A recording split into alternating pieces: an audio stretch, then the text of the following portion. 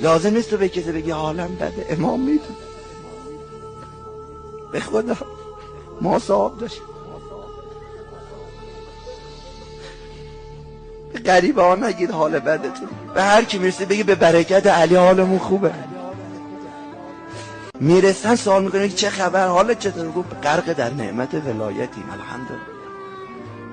اما تو خلوتت بگو، به صاحبش بگو، چرا به غریبه و نامحرم میگی؟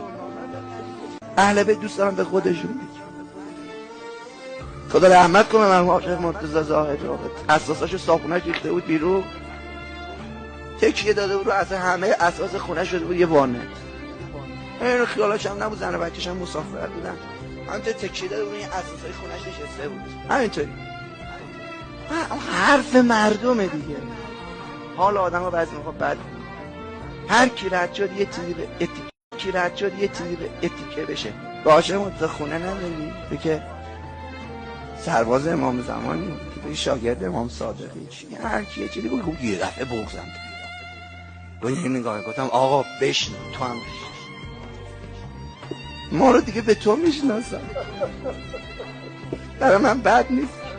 دیدی که من این خیالم نبود، اومدم دیدم اساسام تو خیابون نشستم کنارش. همین حرفای مردم که ما رو منسوب به تو میدونن، نمیخوام برای تو بد بشه. و تو همین حرف بودم یه وانه اومد گفت عاشق مرتضی تویی؟ گفتم بله آقا.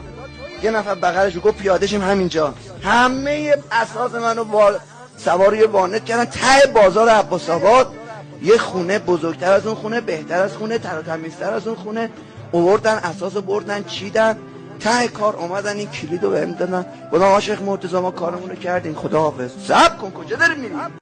اومدن این کلیدو بهم دادن. گفتم عاشق مرتضی ما کارمون رو کردیم خداحافظ. صبر کن کجا داری میری؟ مال کی؟ شما کی هستی؟ گفت ما کاری نداریم، یه آسگیدی به نام آسد. گفت عاشق مرتضی اگه پرسید کی این کارو کرد بگید آسد مهدی. گفت چیز دیگه ای هم گفت آسد مهدی.